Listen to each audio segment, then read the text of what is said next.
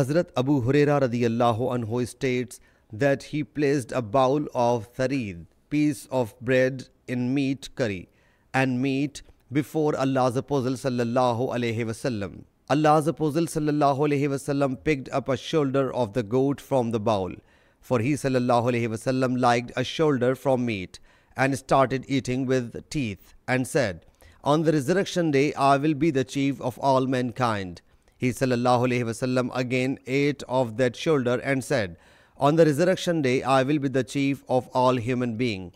When he sallallahu alaihi wasallam saw that the companions alayhimussalam were not asking its reason, he sallallahu alaihi wasallam said, "Why don't you ask what its reason is?"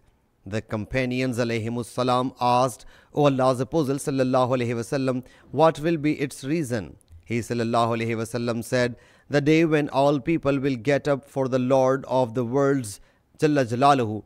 Imam Muslim says that he then narrated a hadith similar to the previous hadith. This hadith added, when the people will go to Hazrat Ibrahim alayhi salam, he alayhi salam will say, "I, looking at the star, said, 'Is this my Lord?' And I said about the idols of my people, 'Rather the biggest of them might have done it.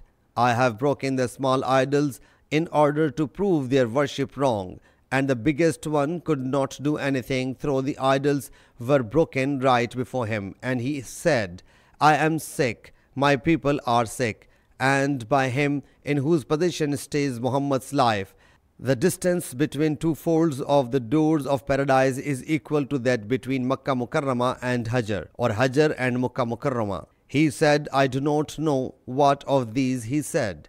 Sahih Muslim, Hadith number 480.